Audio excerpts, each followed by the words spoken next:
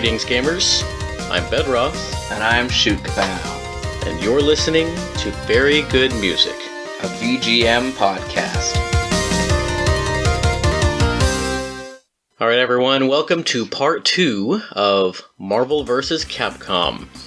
Right. We introduced pretty much everything last time, so to recap, we had a really close match last time. There were 2 for Carlos's Marvel picks, 2 for the Last Rican's Capcom picks, and then 1 where you and I could not choose. And so ProfJeff, after much deliberation, which everyone heard, in the end gave Carlos the victory with Super Skrull's theme from Marvel vs. Capcom 3. And as I mentioned, that is the only Marvel vs. Capcom 3 tune in either of these episodes.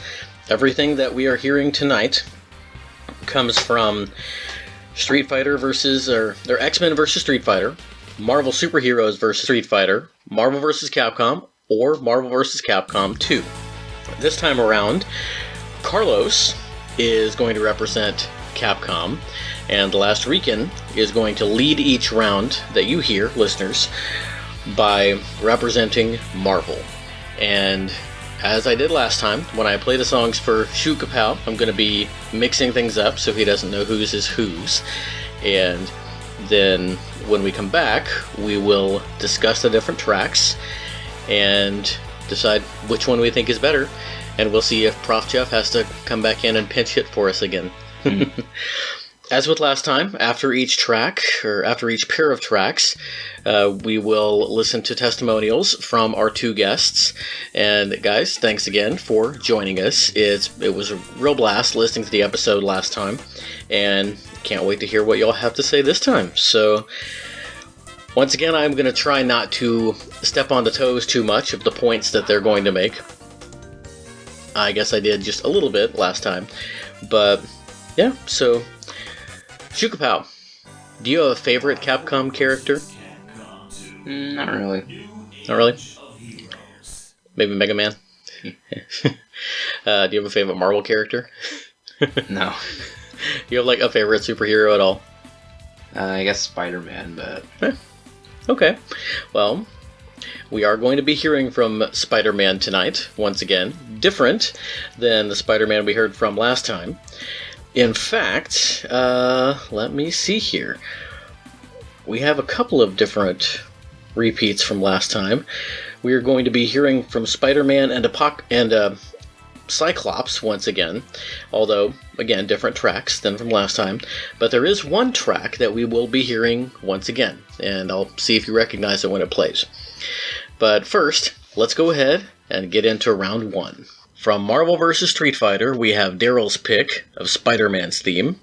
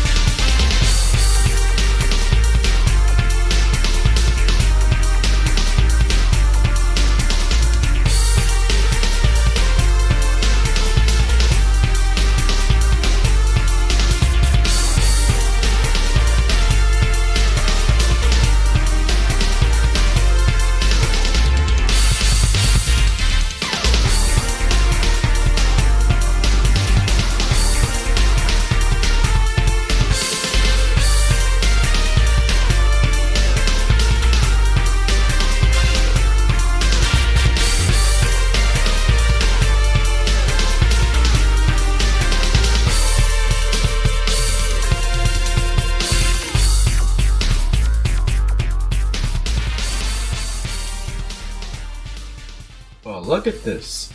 Back again. So, the track you just heard is from the game... Wow, I just had it up here. Oh, sorry about that. From the game Marvel Superheroes. And this is the Marvel Superheroes versus Street Fighter. And this is the theme of Spider-Man. I'm not a big fan of Spider-Man. I'm more of a Venom guy. But my oldest son loves Spider-Man, so I figured I'd pick this track to start out with. Hope you guys enjoy it. that being said, I was hoping to maybe, what's the word I'm looking for? Indulge you in some trivia, if you will, because I've been hearing on several different podcasts about how Carlito's supposed to be the authorized or the official expert on comics. Okay, I take a little bit of hurt with that. My pride's a little hurt for the simple fact of I know comics just as well as Carlito does. Granted, everything before the 90s I really don't know much of, but I think I know just as much as Carlito does. That being said, I figure I'd give you guys some trivia throughout the show to take. I will pose the question, and then I'll give the answer on after the following track. So, the first question I would like to ask, and don't worry, this is not going to be anything ridiculous, like, who was the artist that drew the 90s style X-Men, Jim Lee? It's not going to be anything like that. It's going to be more portrayed toward the characters. So, first question on the Marvel side would be, can you name one of the original founding Avengers? And I'll have the answer when we get back. Other than that, hope you guys enjoyed the track.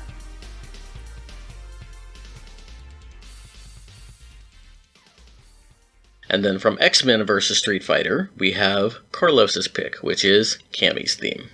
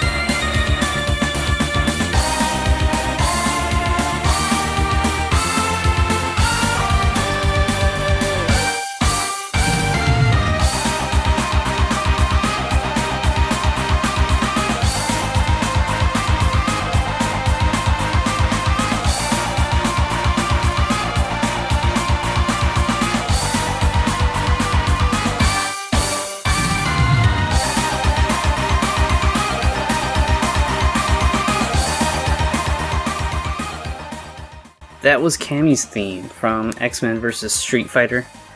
This was composed by Shun Nishigaki, Setsuo Yamamoto, and Tatsuro Suzuki. Cammy was introduced, or I should say she was reintroduced to the Capcom games through this game, in X-Men vs. Street Fighter. Right now they have the Street Fighter Alpha series going, so it's kind of like a, reboot of the Street Fighter games, and they were slowly introducing more characters. And in Street Fighter Alpha 2, they introduced like Dhalsim and Zangief, but Cammy still hadn't been reintroduced in this new art style, and they did that for this game, which was really fun. So they redesigned her outfit and gave her a kind of a power boost, like I was saying with the other Capcom characters. And this track honestly sounds like something from Mega Man X. It doesn't really sound like either an X-Men character or a Street Fighter character, but I think it's cool that they went with this original choice for her in the game. And she plays really fun. She's super fast. She's one of the fastest characters in the game. If she dashes at you, she can cross the screen instantly almost. And her cannon drill and our cannon spike, those moves travel across the length of the screen as well. I just wanted to kind of showcase this track because I think it's pretty fun. You can imagine like a shredding guitar cover of this, and I'm sure there are a couple great ones out there. But yeah, Cammy's theme. I'll keep this one short. I'm sorry, you guys. I know I ramble so much, but yeah, I hope you enjoyed it. Bye. Alright, that was round one, and this is already tough. We had to listen to those a couple of times to figure out which one we really liked. And now this time around, we actually listened to them in the order that you heard them in, listeners. So that first round pick was from Marvel. Second one was from Capcom. We went back and forth quite a bit.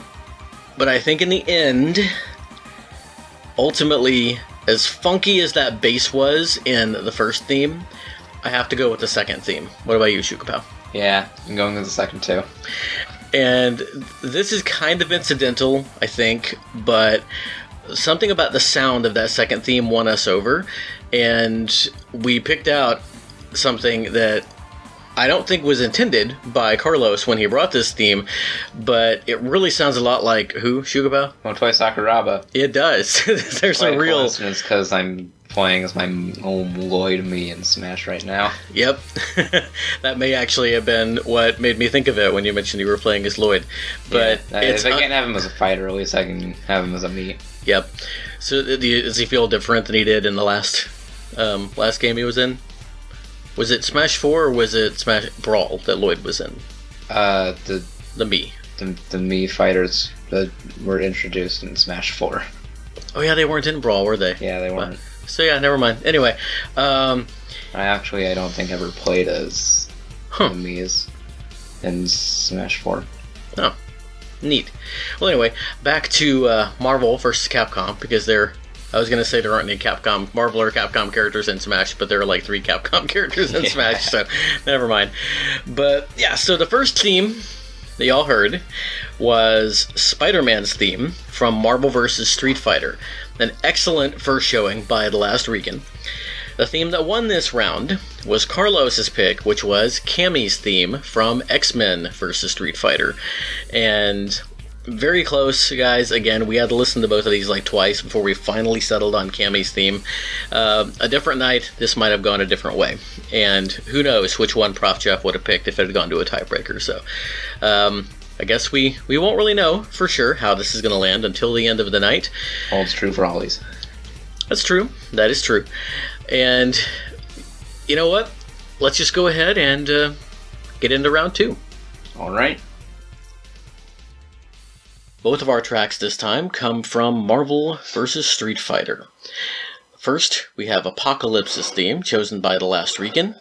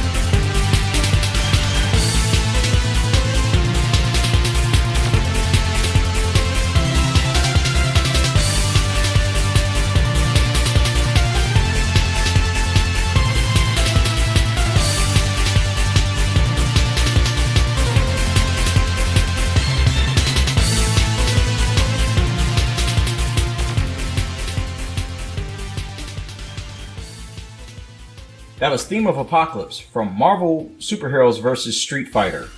I chose this theme because in terms of final bosses and fighting games, Apocalypse in this game is he's not really hard per se, but it's more, to me, it's more memorable. It's kind of it's just up there in terms of like boss fights in fighting games, and especially in these crossover games, in my opinion. Although I do find it funny that we never got him in like Marvel vs. Capcom 2 or anything like that, but it is what it is. So I hope you guys enjoyed the track. Apocalypse, for those of you who don't know, was one of the main enemies of the X-Men. He is known as the first mutant, and he has his whole mentality of the strong shall inherit the earth type thing and kill the weak. So yeah. That being said, now for the answer to our previous trivia. The question was if you could name one of the founding members of the Avengers. Now, there are 5 of them, and the founding members of the Avengers are Hulk, Thor, Iron Man, Ant-Man, and Wasp. So, for those of you who thought Captain America, no, he showed up after the fact, way after the fact. So, with that being said, on to my second trivia of the night, and it's about one of my favorite characters, Venom. So, besides Eddie Brock, how many people have actually worn the Venom symbiote suit? So, we'll have the answer after the end of the next track. But regardless, I hope you guys enjoyed this track. And if you can ever get your hands on this game via emulation or the actual game itself, I actually have the game for my Sega Saturn. Again, shout out to Chris Murray for the Suedo cart. Definitely give it a play. It's a great game. And then Sakura's theme, chosen by Carlos.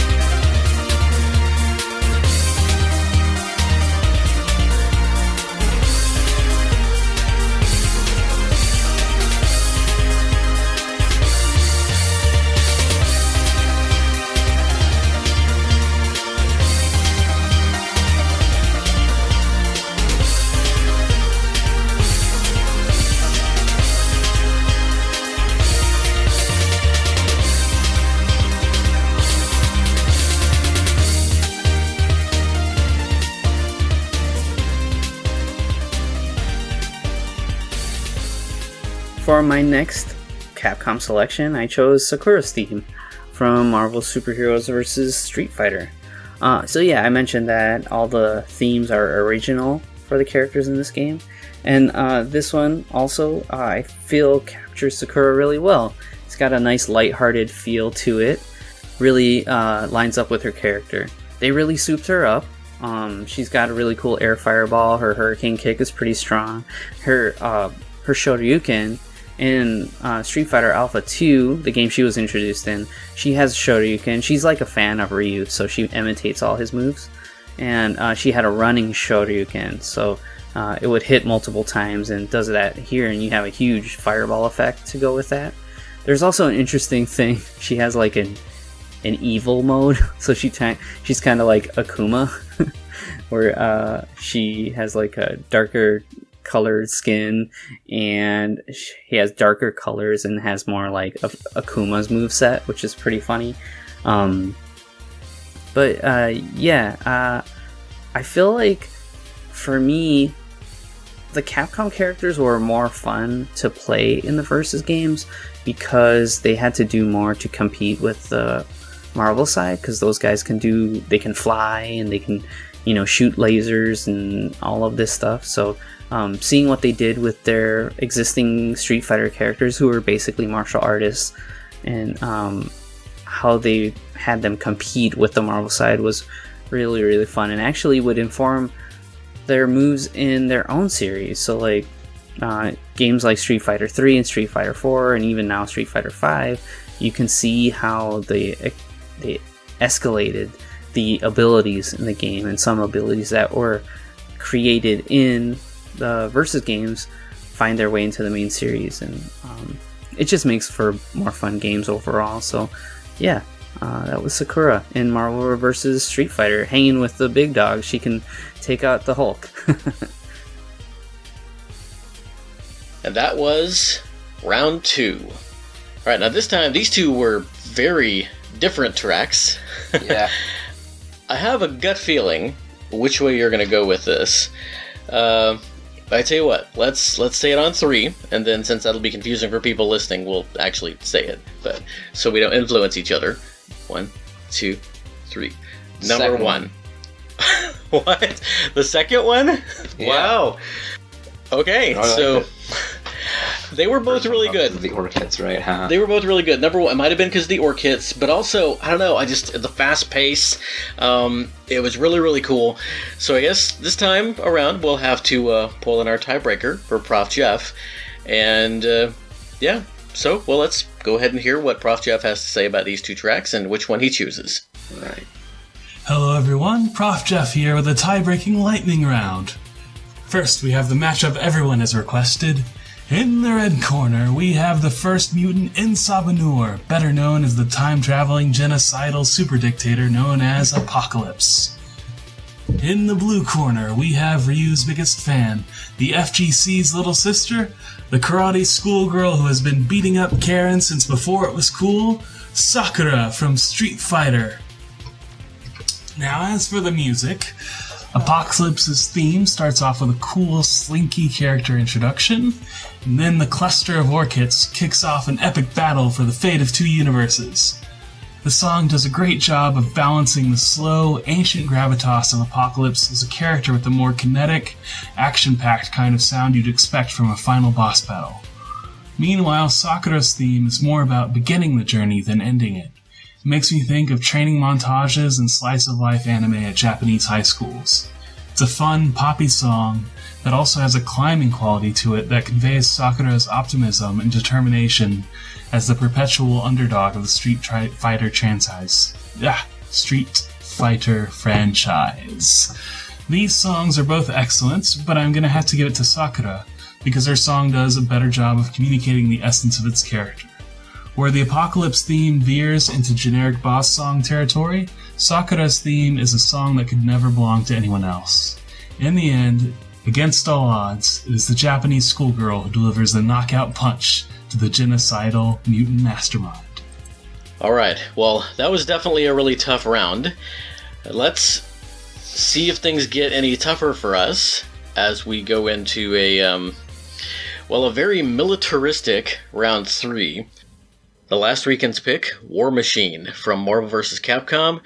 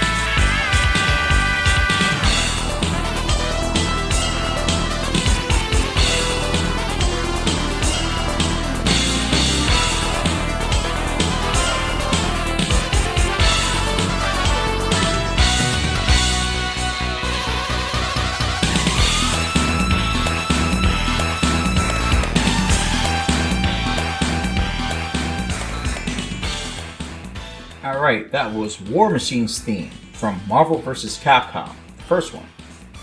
I have always been a huge fan of War Machine since the original Iron Man cartoon that used to air during the 90s. Shout out to those who remember it and the awesome theme song, the I Am Iron Man.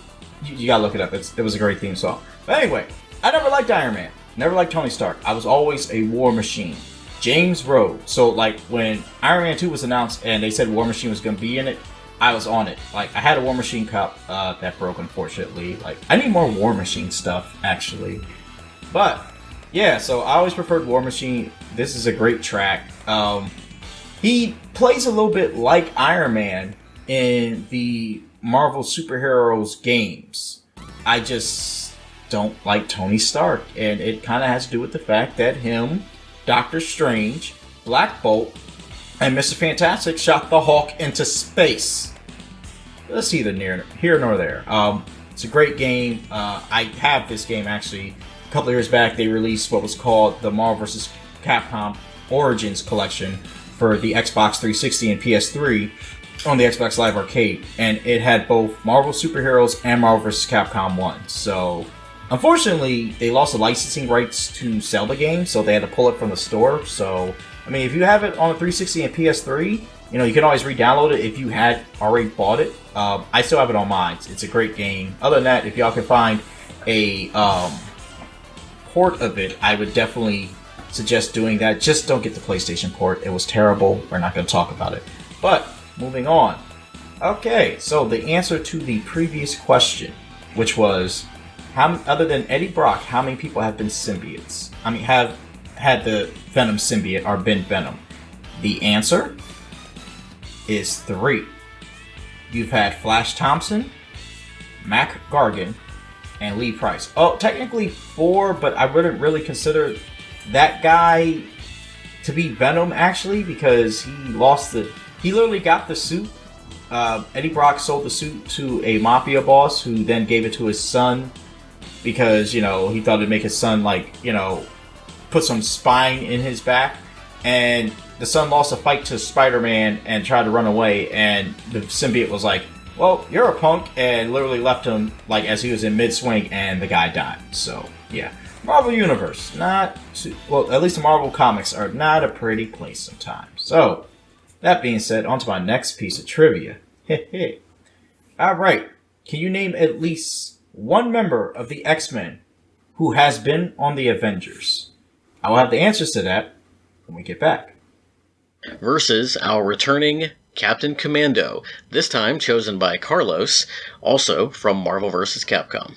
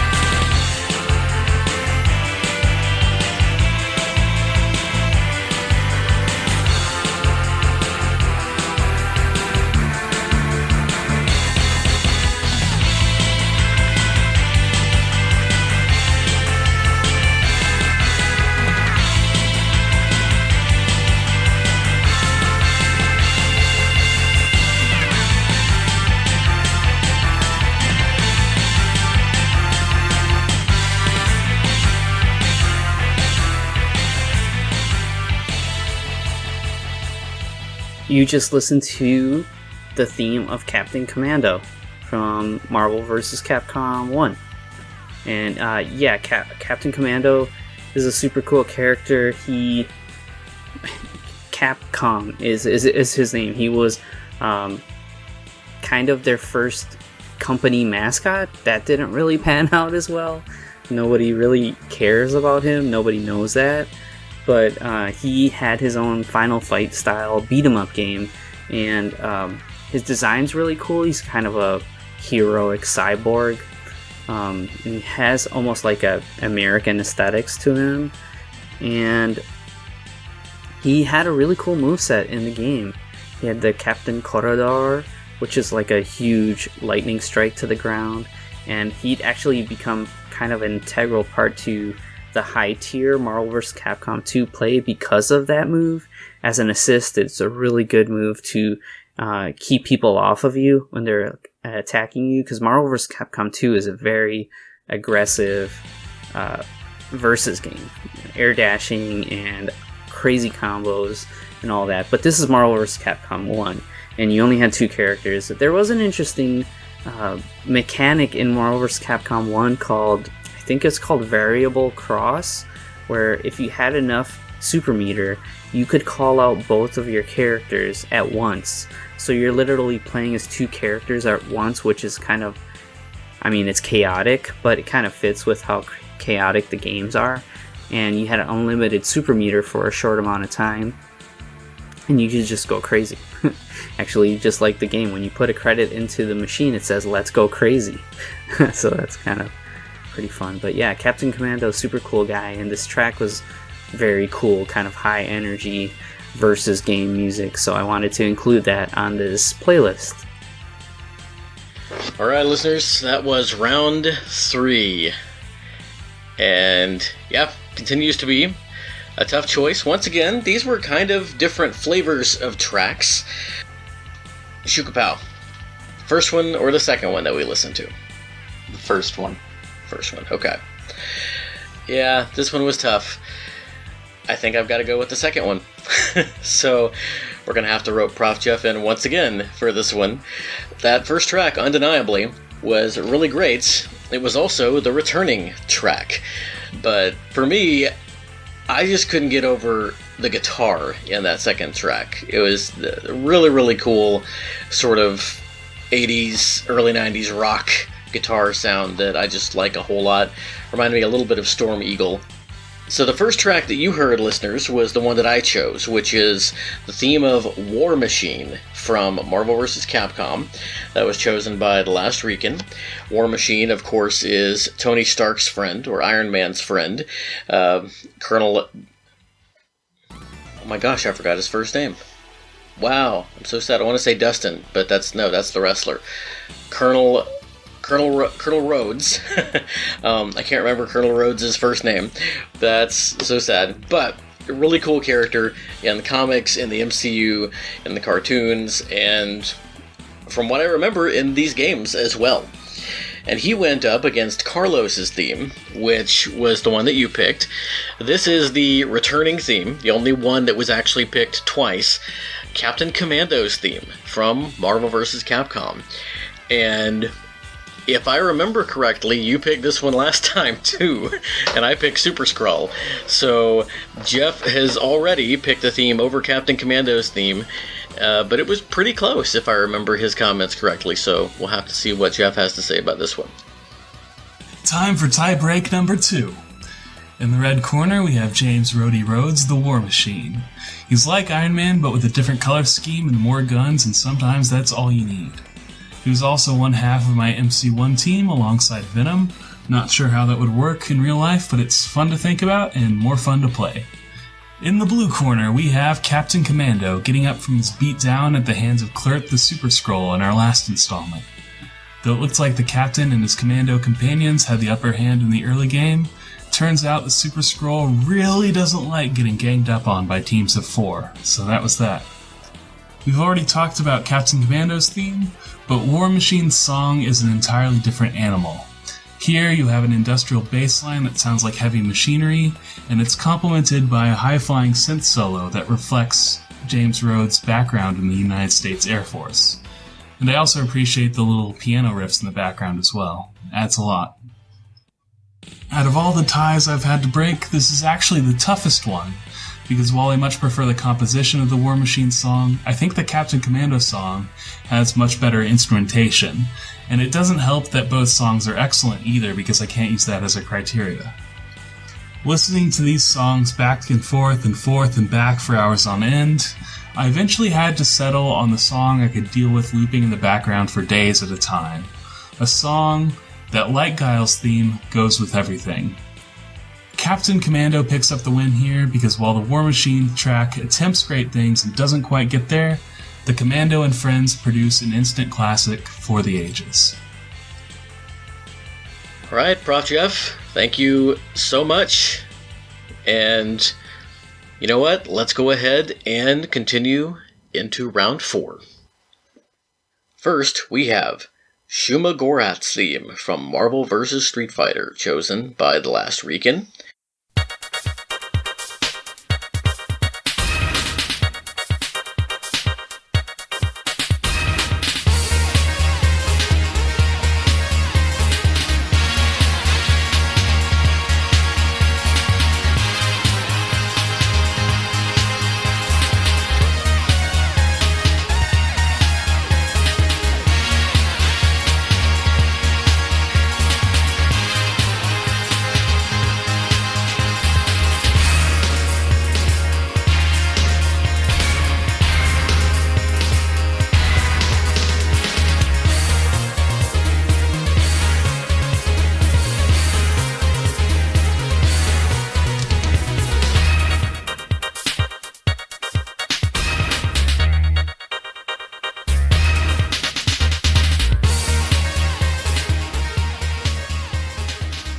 That was a theme of Shuma Gorath from Marvel Superheroes vs. Street Fighter.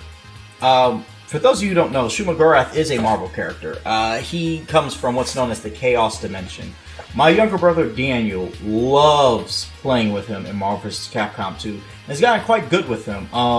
He's one of the few people I know that can actually pull off the Chaos Dimension special. So, like, yeah, my brother in that game. My brother loves Marvel vs. Capcom 2. But we're talking about Marvel Superheroes vs. Street Fighter. Yeah, Shuma Gorath basically he looks like he's basically a giant octopus with one eye that throws eyeballs and stuff and takes you to Chaos Dimension. He's definitely a unique fighter and a unique villain. He's fought the Avengers on several occasions, so... And I think Doctor Strange as well. So, that being said, I'd asked a question from the previous track, which was, how many of the wow, I got tongue-tied, sorry. The question was, to name which X-Men have been Avengers as well.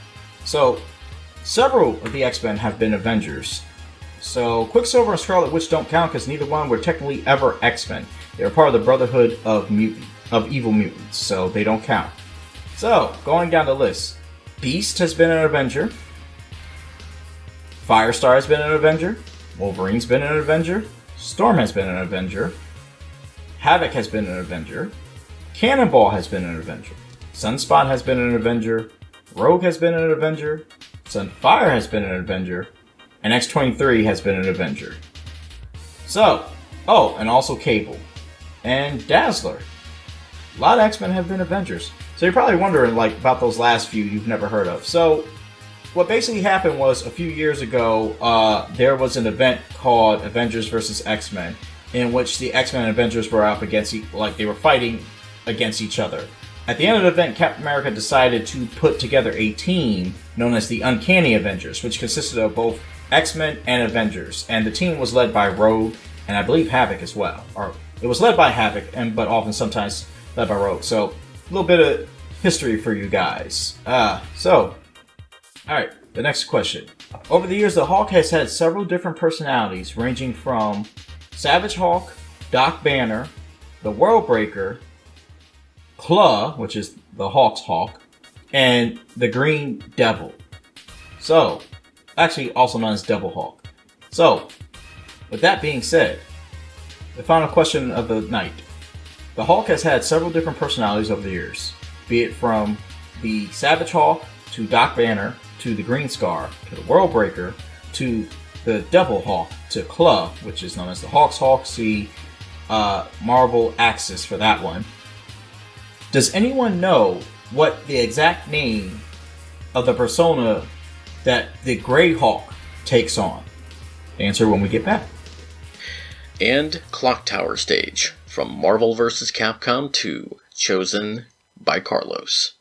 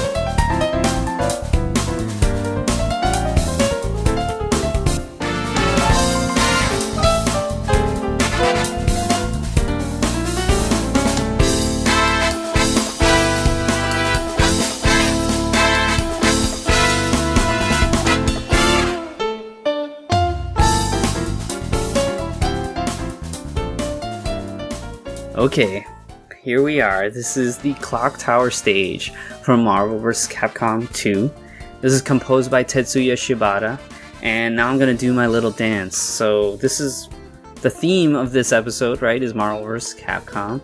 And what I realized as we were putting the list together is that my favorite soundtrack in the series doesn't have any themes for characters. So how can I pick a track from Marvel vs. Capcom 2 without there being a character related to the track? Well, here's what I'm saying. This is representing Capcom itself.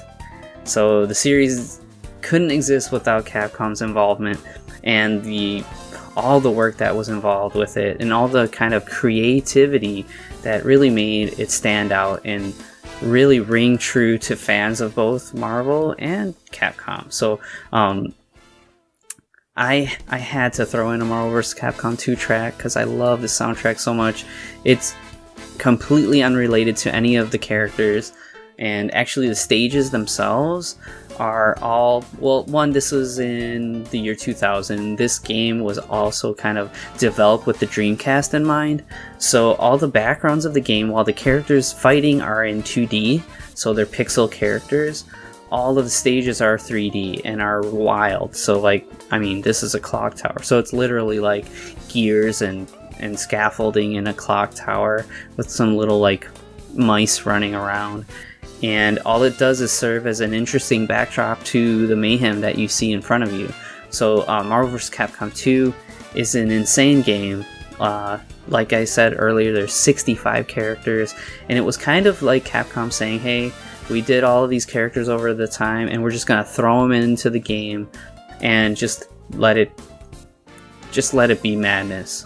They kind of released the game, they never went back to adjust anything, and the game is incredibly unbalanced, but it makes for some really entertaining stuff. I've had so many fun matches in this game, and you actually pick 3 team members, so you can tag in and out freely, and the opposite team members also act as your assists. So it's not like Marvel vs. Capcom 1 where you have a preset selection of characters. You're choosing your assists, and each character has their own 3 options for assists, so it gets really crazy. But as the game evolved, and people got better and better at the game, the tier list of the game really skewed. So there's only really a pool at the highest level. If you really want to enter tournaments where people know what they're doing with this game, you're only really gonna be able to pick like 7 or 9 characters out of a pool of 65. That sounds like pretty harsh error, but actually, it's like I said, it's kind of magic how this game works, and when you see people playing at a really high level, it looks like nothing else you'll ever see. So I mean, if you ever want to try and play Marvel vs. Capcom, go for it. I think that it is available in some ways. I don't think this generation of consoles really supports it, but if you have like a PlayStation 3 or an Xbox 360, or going back to a Dreamcast or PlayStation 2, stuff like that, you can play it on those systems. Again, I'm being long-winded, I apologize, but really I gotta say how much I love this game and how much fun it is. So really, you won't have more fun playing Marvel vs. Capcom if you just get a group of friends together, even if they don't know what they're doing, just picking the characters you like and just hitting buttons. It's a really good time. Once again, 2 very, very different picks for round 4. And Shukapow, which one is your choice? I'm gonna have to say the first one. Yeah, I kind of figured, and we'll talk about why in a second. Oh, this one is tough for me, and I promise I'm not doing this just because I want ProfJeff on here more, although it would be nice, but I gotta go with the second one. And listeners, before we get too deep, we listened in reverse order again, so Shukapow has gone with Capcom, and I have gone with Marvel on this one. The reason that I prefer Shumagorath's theme from Marvel vs. Street Fighter over the Clock Tower stage from Marvel vs. Capcom 2 is, I will readily admit that technically speaking, and performance-wise, the Clock Tower stage is objectively a superior piece of music. The free jazz, the different instrumentation, it's just really, really cool, very technically impressive. But Shumagorath's theme, for me, is like the essence of Capcom, and it is the essence of the series. It's just it's a driving, synthy, cool beat, and it's got some of those, like the synth licks and the synth runs. It's got some of that unique instrumentation, the opening, just the staccato synths, the doot doot doot doot, with the orc hits just peppered in and just the right accents, and it's got its own sort of deceptive complexity to it, but it's behind that is just this driving beat that I think is perfect for a fighting game. Shumagorath is also pretty cool, and a very odd choice to be in this game as just a playable character. It's weird. Shumagorath is sort of like a Cthulhu type being. He's one of the great old ones in Marvel Comics, and he's literally like a galaxy eater. Like, I don't know how he fits into the story of this fighting game. It's really weird. Well, like they put Goku in fighting games before, so I suppose that's true, but yeah. This is funny. The Clock Tower stage, again, last time I talked about how I kind of gave the guys a rule of, like, it had to be a character theme. Well, the Clock Tower stage and one of our remaining songs is not, but also last time Darryl did pick Network Mode from Marvel vs. Capcom 2 and the Swamp stage from Marvel vs. Capcom 2. MvC2 has some really fantastic music in it. And now, ProfJeff, one more time, give us your choice. Now it's time for tiebreak number 3. In the red corner, we have everyone's favorite piece of fighting calamari from Beyond the Unknown, Shumagorath.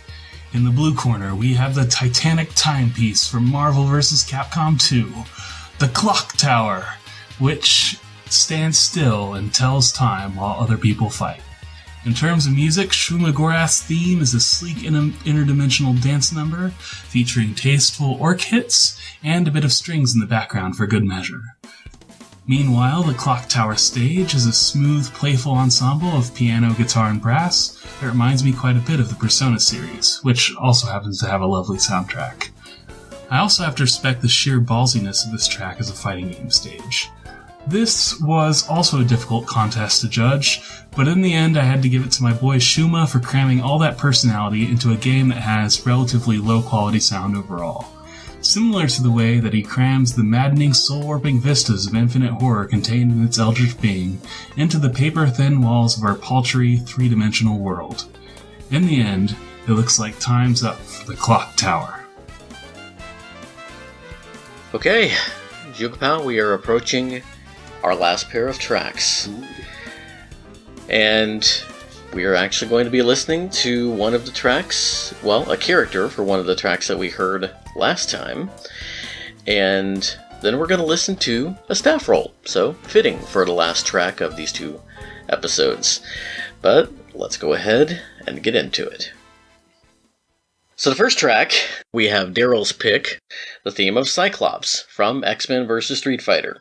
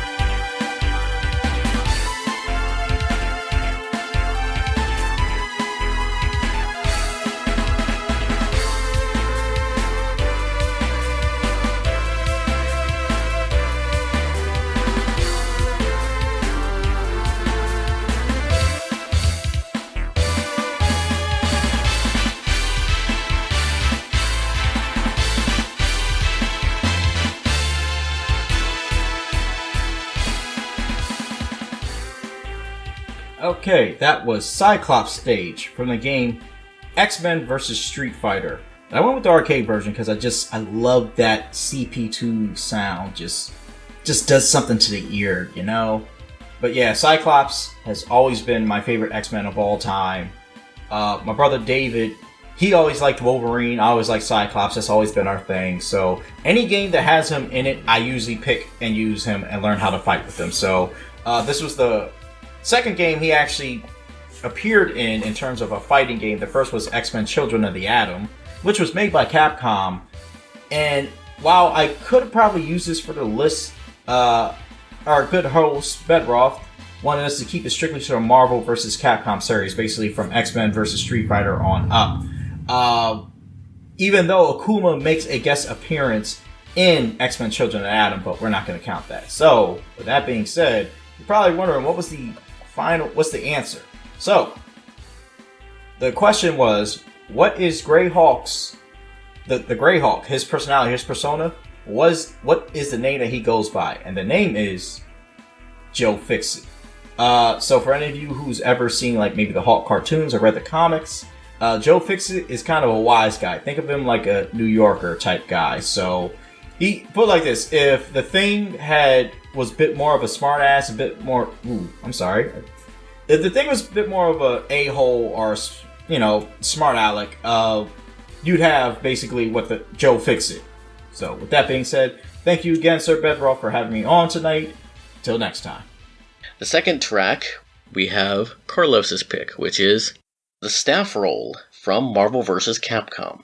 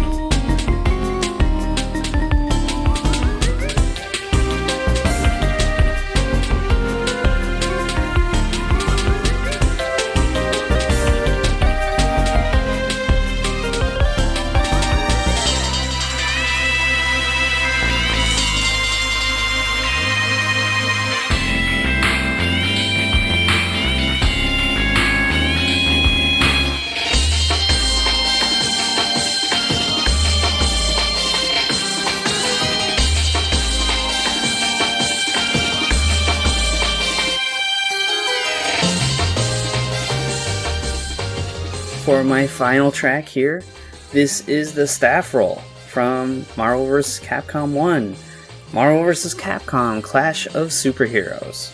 This was composed by Yuko Takehara and Masato Kuoda.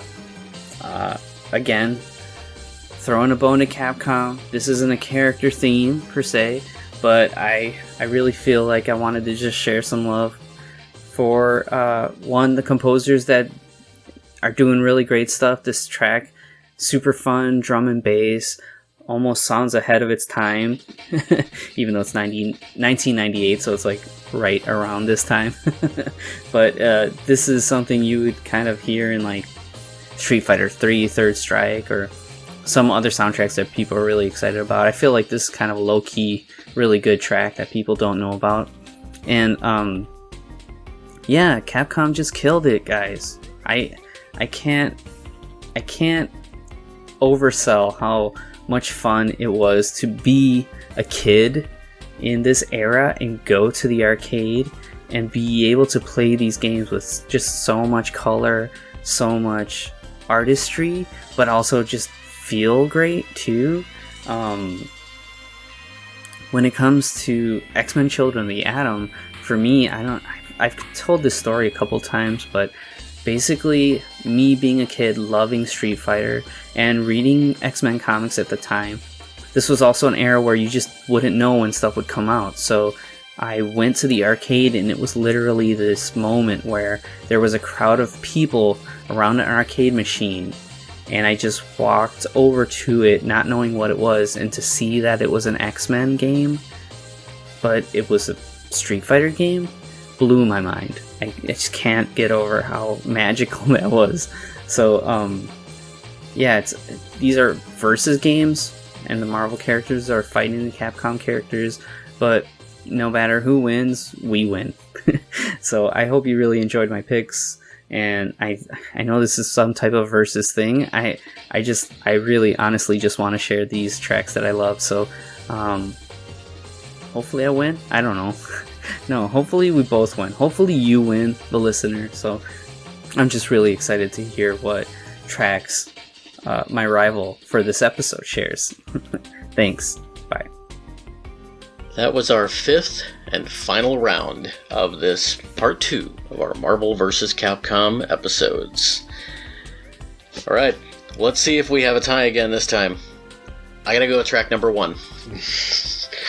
I picked track number 2. You did it? Really? Really? Yeah. Wow!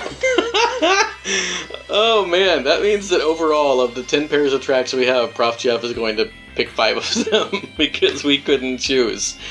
That's crazy. Man, I was sure you were going to go with me on this one. That second track was good, but it was weird. Like, the part with, like, the woo woo woo woo woo. It's weird stuff. It kind of reminds me of Kirby. Oh, well, that makes sense. That makes sense then, yeah.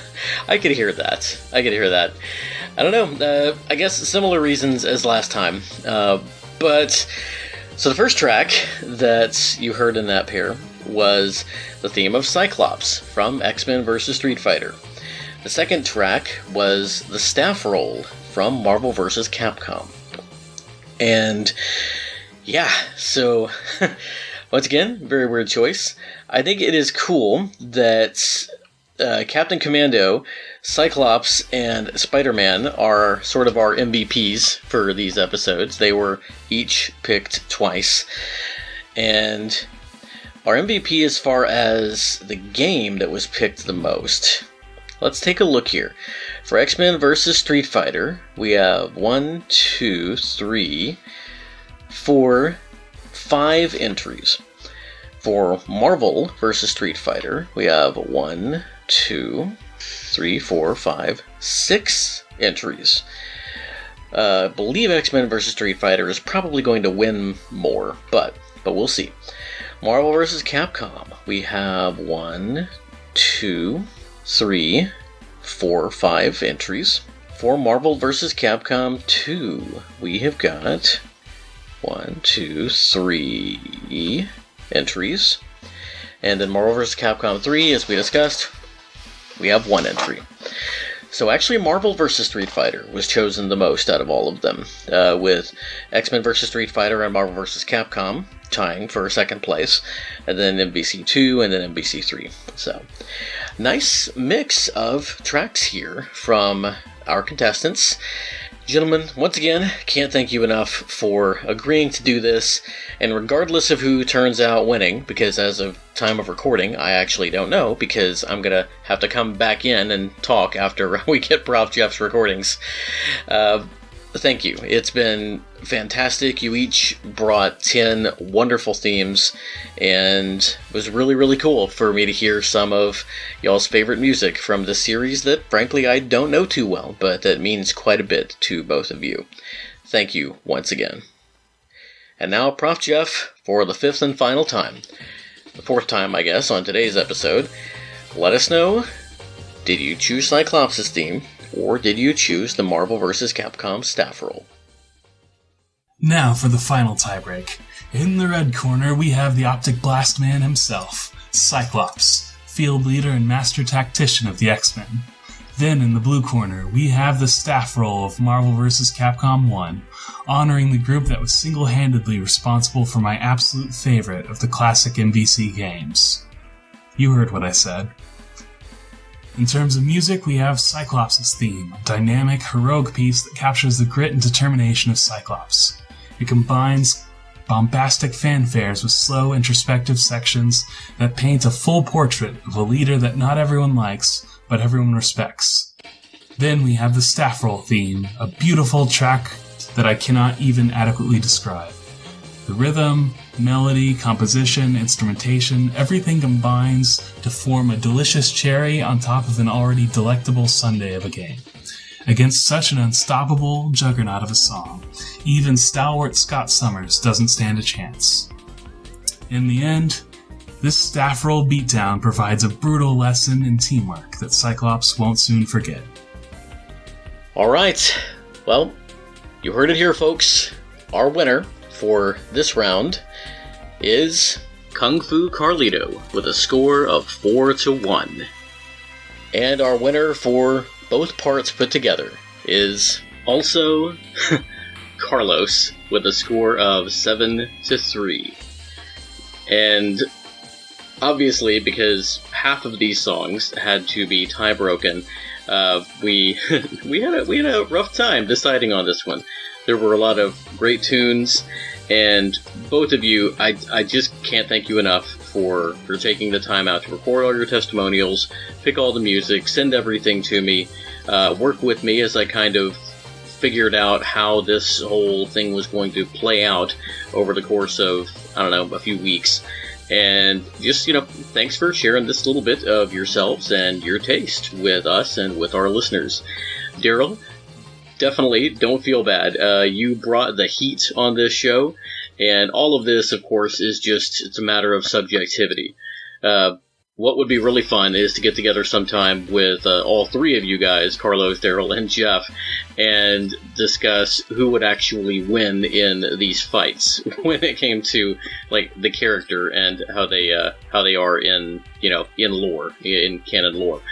But anyway, I think it's time to get back to it. One last time, want to plug Carlos' show Heroes 3 about Asian cinema and some of the really awesome stuff that you can find out there, and Darryl's shows about anime music, Senpai's Playlist, and also very unique VGM podcast called the VGM Fight Club. The season finale was a few weeks ago, and Darryl and I were pitted against each other as I defended my championship with we both picked songs from Ninja Turtles and Power Rangers games. It was great music, great commentary, and it was really just a lot of fun. Great way to end the season. And Darryl, your challenge that you issued to ProfJeff, I'm assuming is still going to stand after this episode. So sometime next season, you may hear ProfJeff and Darryl again on an episode of the VGM Fight Club. Thank you once again, everyone, for listening. Carlos and Darryl for contributing your tracks, ProfJeff for serving as our esteemed tiebreaker. Can't wait to record with you next time, whenever that happens to be. And Shukapao, thank you once again for joining me this season and for these last 15, 16 months on this cool little show that we've got. Your break starts now, since you won't be coming back onto the podcast until September. My break will start after our next one, the season finale with ProfJeff, where we're just going to talk about comic books and comic book video game music. And gamers, we'll let you know when that happens. It might not come out until sometime in late July, so you may have a little bit of a break, but then that can tide you over, perhaps in the middle of summer while we're on our hiatus. And I have decided on that episode, I will be ready to announce the special thing we're going to be doing for Season 4. It's going to be exciting, we're going to have fun, and I think Shukapao and I are going to have one bonus episode in there somewhere, probably in August, and we are going to be talking about fours, or quartets, or whatever you want to call them. Things having to do with 4 in video games. Yeah. This was Shukapao's idea, and we're going to have some really cool music for you. So be looking forward to that sometime in August. For now, though, I would like to thank our lovely patrons. Just going to rattle down the list this time. You can find links to their things in the show notes, and thank you all very much.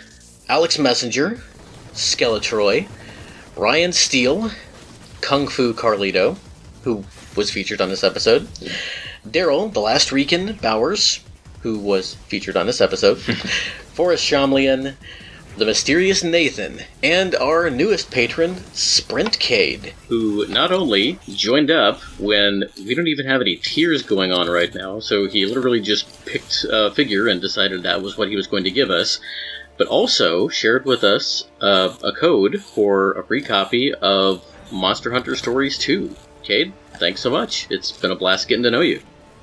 So thank you all for joining, and thank you everyone for listening. As I have mentioned, the Patreon is going to be suspended for the summer. The tiers are going to go away, but you can still find us on Patreon and support us.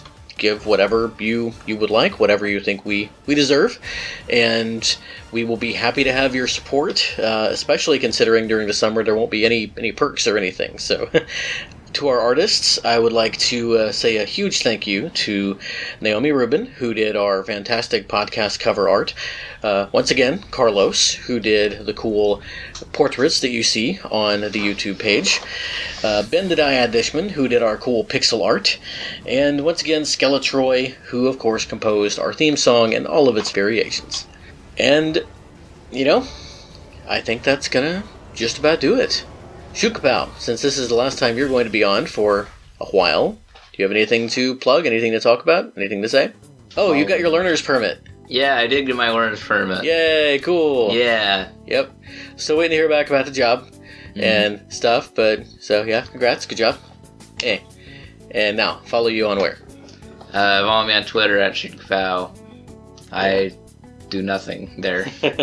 You talk every once in a while. You complain when your person doesn't get added to Smash. Yeah, which leads to my flat.io loitering for Smash where I compose music. Yeah, that's gonna be your name for a while. Until the next Smash game comes out. Hopefully. Yeah, hopefully. Wonder who's gonna be in the next Smash game. Definitely the original 12. Yeah, yep. Probably quite a few of the DLC characters from Ultimate. Probably. Ice Climbers will get killed again. Ultimately, only time will tell. Pichu will probably get killed again. Yeah. Dr. Mario. We should. Wolf? It might be fun to talk about which characters we think will come back. I don't know the competitive scene nearly well enough to know, though. Of course, that also doesn't really matter to Nintendo. So, yeah. But, alright then. I'm gonna make Luigi a DLC character again. You can find our Twitter, which is really mostly my Twitter. Communism. At VGMPod. You can also find us on Discord. A link will be in the show notes. And as always, you can find us on YouTube and at Anchor.fm or any of your podcatchers of choice. Thanks once again. We appreciate you all so much. And until next time, play very good games, Be very good people. and keep listening to very good music.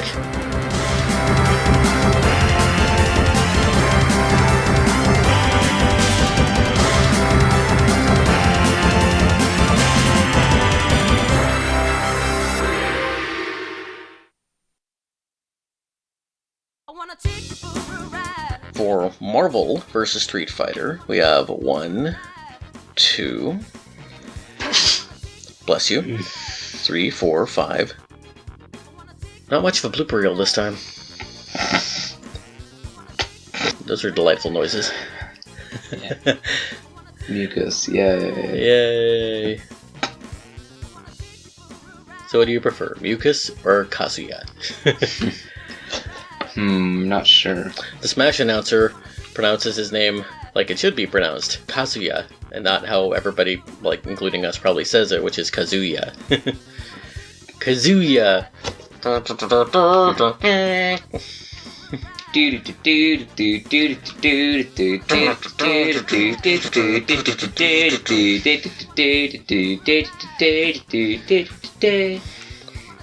Hey, Recording. hey, you know my name? Cause you will know hard names. Yeah. Yes, we're still recording.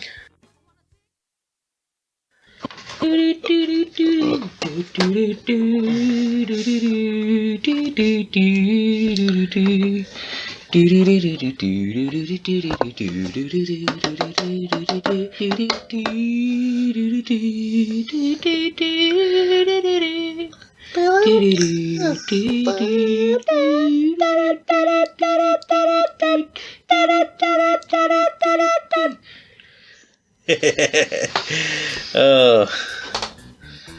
Never see it coming. I want to show you my Mega Man Dr. Wily stage theme. I will show you my power. Fight me. This is the Monato's power. Fight Now it's shock time. You're too slow. Okay. Hot. La la la la la. Warrior!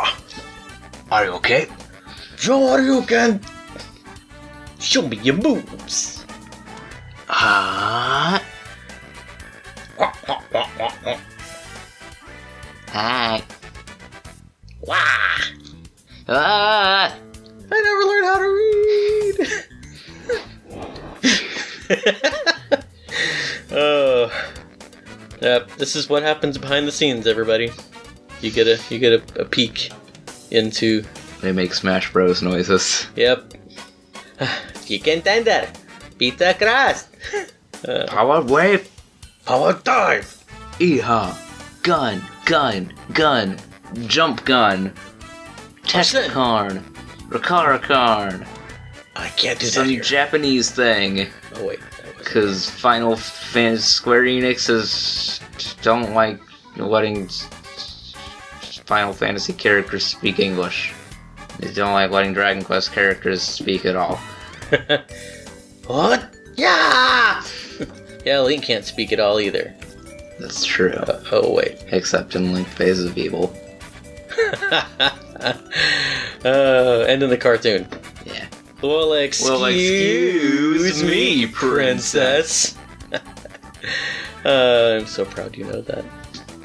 Hey, paisanos! It's the Super Mario Brothers Super Show! Yeah! We're the Mario Brothers, and plumbing's a game. We're not like the others who get all the fame. If your sink is in trouble, you can call us on the double, because we're apparently plumbers in this universe, for real. You know, the Mario Super Show is actually pretty cool. The live-action sitcom segments were really, really funny. So the guys meet, like, Dr. Frankenstein and one of the Ghostbusters, and a lot of other people that you're not going to know who they are at all. How about Weird Al? Because it was the late 80s, early 90s. You know, I don't think Weird Al was ever actually on the show. That would have been cool. It would have been. I'm not sure if they weren't a big enough deal to get him on, or if he wasn't a big enough deal to be on the show. I don't know, it's weird. Because this was, again, around 1990 or so. Even the cartoon was so hilarious. Your grandpa got a big kick out of there is this one cartoon where they like the guys find this genie in the desert, in Desertland, and when she sees Toad, she says, "Ah, there's a fungus among us!" And your granddad just thought that was hilarious. In the Mario 3 episode, or show, there's an episode where the angry sun attacks or something, but right before it comes on screen, Luigi's making an excuse about something. He says, the sun was in my eyes. And the sun comes on and says, I was not! I remember that, I think. Yep. And Neverender, your Uncle-y, Neverender, again, just thought that was hilarious. Just struck him just the right way. Okay. You know, when I do YouTube, I'm just going to have a link in the description that leads to the Legend of Zelda wiki page for a link. Because it's hilarious. I'll link to the link in the description. Link in the description. Nice. Link to the past. Da da da da da da da da da da.